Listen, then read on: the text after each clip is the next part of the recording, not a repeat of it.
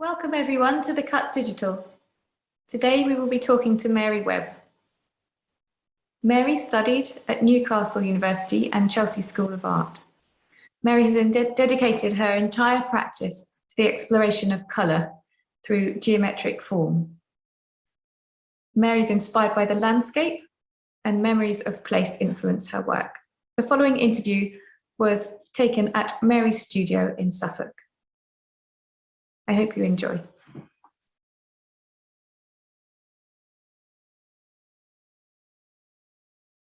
Well, I put these out. There's an American comic here which I used to get passed on to me when I was about 8 or 9, and I loved the colour in it because in England at that time there was no colour. There was John Ball illustrated picture post. Obviously, black and white photographs in picture post were superb, but I had an appetite for colour, and it was just great to get these rather bleached out colours in American comics. And the other thing I used to get passed through the fence by a neighbour, Mr. Clinton, was a copy of the National Geographic. And I found some of these. These are 1946, and the colour was just such a treat after all these black and white magazines. So they were two of my sources, as well as going to the cinema in the hope that it would be in Technicolor. Can you tell us about these? Yes. You've framed off some areas of photographs you've taken in New York, is it? Yes. When I finally went to New York in 1980, I found it absolutely marvellous. The light was amazing. What I hadn't been prepared for was the water, the narrowness of the island and the water, which you keep finding at the end of the street. These great caverns of light coming down to the road level. And I did take some photographs, and I also bought postcards, and I just played around with them, isolating a small bit and then photographing it and blowing it up and seeing what would happen. And these shapes became, well, they were a kind of nudge in the direction I wanted to go with the coloured papers when I was trying to do something about New York. Are you using a particular lens to actually focus in and photograph Yes. the photographs? Yes, Yeah. so you've got things like that. And this looks very much like the comic books Yes. where they were printed. Yes. Yeah. Yeah. Yes, this one was the, not the Empire State, the Chrysler Building, and I took a section of it and blew it up. And they just became grist to the mill when I was trying to make these collages about New York, which subsequently became paintings. This is a photograph I took from when I was on the Circle Line. I did the Circle Line trip, which is wonderful, on a ferry that goes right the way around. I think it starts in 43rd Street, and it was like a great collage going past as you walked, as you sailed round, and that got me going when I came back. So you really were present at a very exciting time when there really was a huge explosion of colour that became accessible in printed material and on screen. Yes, I mean there wasn't when I was a child, but it did in the 60s. Of course, it did take off. Well, we had to choose a subject for our dissertation, and I had thought of doing it on Bonnard, but about that time I discovered the work of Robert Delaunay, and I found it really fascinating. It was somebody dealing with colour in a way that I hadn't seen anybody deal with it before. And there were a few books on him in the library, and I read one very, very good article in a magazine called 20th Century, which used to be able to get it into Emma's, and it was usually devoted to one artist. I've got one on Bonnard that they did. But this one on Delaunay was written by a man called Pierre Francastel, and what he had to say I found really fascinating. So I used a sentence of his, a number of 3 sentences of his. I think the most pertinent one was that felt space, which is the domain of the painter, is essentially coloured. And I thought, yes, I can relate to that. So I I wrote to Pierre Francastel and said I would like to correspond with him and meet Sonia Deloney if it was possible. And he forwarded my letter on to her, and she wrote to me and said, she'd be happy to receive me. So I went to see her when I was preparing this thesis, and it was quite a wonderful experience. Can you tell us a little bit about the Deloney's work and what they did? Well, Robert Deloney really began to evolve an abstract language with colour. I think possibly the most moving things I found in his work, his moving pieces, were the ones he did about the windows. A friend of his was holed up in a room overlooking Paris because he was ill and he was in bed, and Deloney went round and he did a series of paintings and drawings looking out of the window. And what he was doing was he was actually dissolving the things that gave you a sense of their identity. So you would get things that partially looked like something, and then the colour would be the thing that you were looking at. And it was how these colours related to each other. And it was, they're about somebody exploring and finding their own language. And he did a series of circle paintings about the sun and the moon. And again, he was creating new ways of describing things. What were the themes in Sonia's work that really stood out for you, that inspired you in your work? Well, it was her use of colour. I mean, she worked in an abstract way as well, but she very much put herself to one side and worked to promote him. Particularly after he died, she worked very hard to get his work into museums, and she was very selfless in that way. And of course, after the Russian Revolution, they had to find another means of income. There was a small amount, I imagine, from painting, but she'd had an income from flats in Russia. And that all stopped after the revolution, so she turned her hand to designing very, very effectively. She designed clothes and she designed furniture, and latterly in her life she had a very good relationship with a company in Holland that made fabrics. She worked with them. This particular painting was an homage to Sonia Deloney because I had borrowed from the V&A a collection of her fashion drawings, fashion designs for my students to see, and I hung them in the corridor. And the thing that I noticed was how frequently, in a very Russian way, she used red and black. So I decided to make an image in red and black as a homage to her, and I made a screen print of that, and that is the painting that I did. You spent a lot of time visiting Sonia. Yes, I did see her. I saw her in the late 60s, and also introduced her to some people from the Sainsbury's Centre who went and bought work of hers and of Robert's. Alistair Grieve went to see her.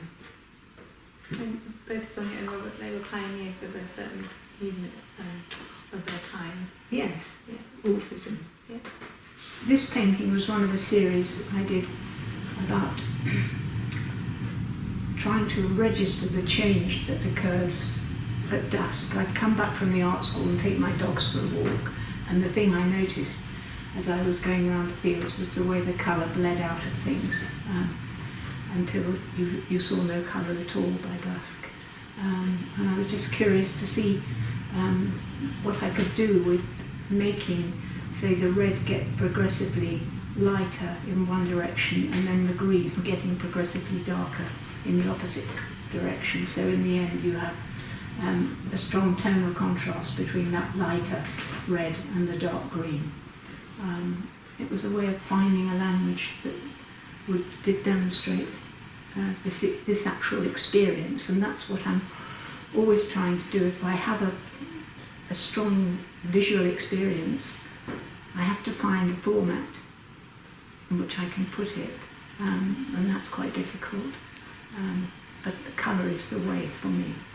to make those kind of judgments. And you said there were artists around the time you made this painting who were making lots of work in red and green. Yes, there were. Yes, and I thought, I'll have a go at that. Mary, which places have inspired you the most in your work? Well, I wouldn't say inspired me the most. They've all had made a big impression, and I felt the need to try and do something about them. The ones in Utah, I'd always wanted to go to Utah. I wanted to go to that red rock country that I'd seen at the cinema when I was a child. I loved going to see westerns, and the colour was always, if it was in colour, and one always hoped it would be, was always quite amazing. So I went first to Arizona, which was that red sandstone wasn't there, but it was an interesting experience. And the next time I went to the States, I went to Utah. In Arizona, I'd stayed on a ranch and ridden out every day, and that was it was just a marvellous visual experience to see the landscape and talk to the people who were working it. You'd ask them, how many acres did it take for a cow, and they'd say, 20, because the land was so harsh. It was all cactus and scrub, and you walked through it avoiding getting caught on anything. But anyway, I went to Utah back in I think 2010, and I went to the Grand Canyon, I went to Bryce, I went to Zion, and one of the things that hit me was the colour, and I wanted to do something with it, and I was trying to think of the right way, the right format, the right kind of language to use. And then I was thinking about the grand staircase Escalante, and I thought of the staircase shape, and then I looked at a lot of Navajo art. And so this shape that I started using, this implied staircase, became a way of handling the colour. So these two, this one was the first one, and then I went and did this one and that one. But I wanted to get that intensity that you get when you look into a place like Bryce. This one was more complicated. In fact, the painting, I think I got it right on my third attempt. It was a big painting, which you got an image of that, haven't you? Yes, yeah. Can you just tell us a little bit about the process you go through to get it right? Because this is talking about painting a painting which is, 5 foot by, I can't remember. Yes. 3 times. Yes, it was 5 foot by 5 foot. Mm. And you painted it 3 times to get it. Yes. Perfect. There were 2 failures, and the final one was okay.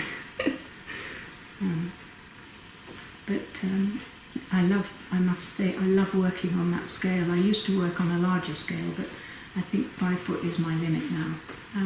But I like the sense you get when you're working at 5 foot or beyond, of it relating to you physically as a scale.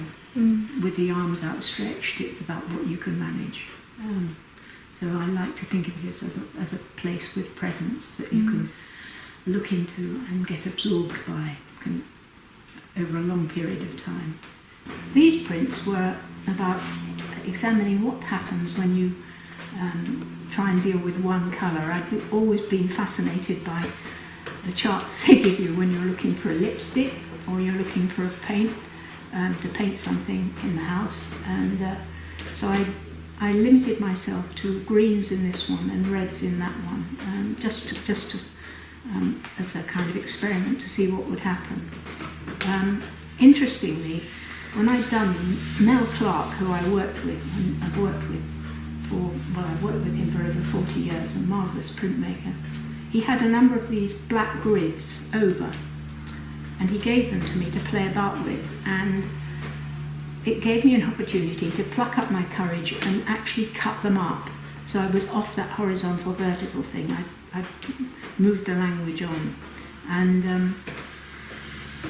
that one was the first one I did, and then I coloured it. That was the result. But each colour respected the edge of the shape that I'd made. What I did subsequently was to take a small section of something like that and then see what would happen if I ran one colour across a boundary but still left some implication of a boundary. And that's how that started. There's another one here, a similar situation. The brown bleeds across into there. The colours that I used were in relation to a trip I'd done to the south of France with John. And we had a camper van of sorts and gone along the coast. We started at L'Estaque and we went into Biot, to the museum there, and I called all the prints after the villages that we'd been to, and it was really so interesting seeing how the colour in the landscape and the light would give a group like the Fauves a wonderful excuse to use colour at that intensity. You could see how it happened, so that's what that was about. I did a number of prints, and as I say, I named them all after the villages. Okay? Can you tell us about this piece here, Mary? This piece, yes. This was a collage. Excuse me. This was a collage I did about seeing the church at Shelton when there'd been a heavy snowfall and there'd been a frost, and all the frost clung to the branches, and also through the branches of the trees round the church, Shelton Church, you could see this pale pink, which was the colour of the bricks, and also there were dark shadows as well. And I just came back and did this collage about brick colour and the blue sky and the snow. I just felt inspired to do something. It was just one of those moments when you think, I think I can do something with that. Is there a particular story about, was it Elizabeth I at this?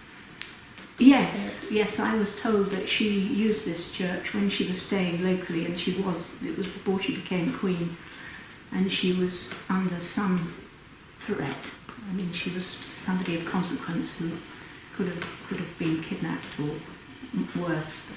And she was staying, I think, at Shelton Hall, and she used to go into the church, and there was a place at the back of the church where she could follow the service without being seen.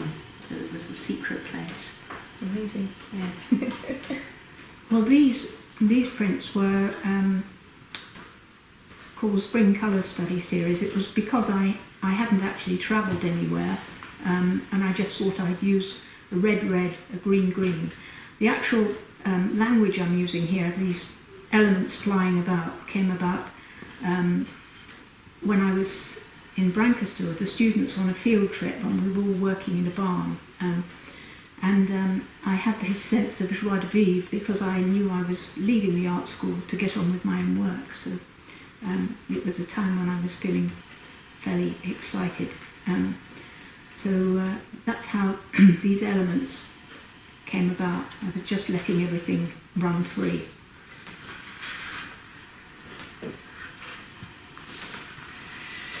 Mary, how has your language developed over time, and what tools do you use to push your boundaries? Well, usually it's working with paper, where I can actually physically pick something up and move it. And if it's the grids, I've got a grid cut out, and I move it across another grid, and that's what happened in those earlier pieces. But now I'm just making lots of coloured papers, usually in relation to a place I've been to, and then seeing what I can do with them. It's about finding a language appropriate for what I've seen and felt. There's a wonderful piece that you've done about Dunwich Forest. Can you tell us a bit about this? Yes, that was Well, the experience of walking through Danish forest is when you see these tall pine trees with branches that have broken off, and so you have a lot of right angles coming out of the main trunk of the tree, and then there's the colour there, and often it's quite dark, depending on the time of day, and there's a particular green that these pine trees have, so that's how that came about. Mary, there was a point in your painting career where you took a departure from figurative painting to abstract. Can you tell us what inspired this change? Well, it was partially the fact that I was leaving Newcastle. I'd done this a week with Dick Smith, which had made me really interested in the idea of using colour on its own without reference to anything. So when I went to Chelsea, I only did a term at Chelsea, but I was working with colour in a geometric way, a very simple way. And then going to Harrogate, I continued. It was really an opportunity. Leaving Newcastle, I could leave everything behind and start afresh. And I knew what I wanted to concentrate on too. So I have a question from Charles Hewling. So he is the previous artist to be interviewed for the Cuttish Talk. Yes. And he has written, to Mary, from all the influences during your time at Newcastle, for example, Sonia Delany and Richard Hamilton, what turned you so firmly and unswervingly into the path of geometric abstraction? Well, I think it was the opportunity to use colour. I suddenly had this freedom from being a student. I could get on and use colour in a way I hadn't done before, and it was helped by doing a brief course with Dick Smith at Newcastle. And when I went to Harrogate, I had a big space to work in, and I started using coloured papers, and it was really just the shape the papers came in. I got origami paper and just played around with it and trapped it under glass and held it to see how it worked.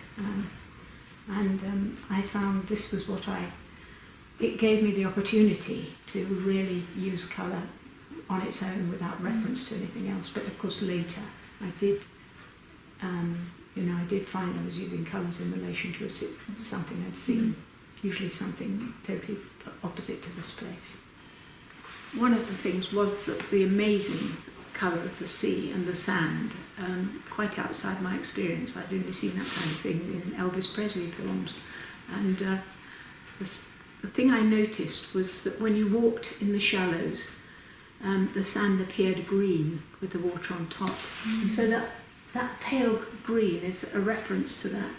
And the other colours that I used were a reference from photographs I'd taken, and just looking at that amazing range of blues that you get. So I was trying to do something with that. Mm-hmm.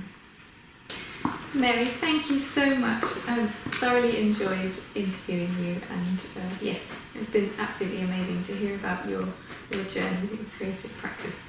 Thank you. Well, thank you. Thank you for coming. It's been a pleasure.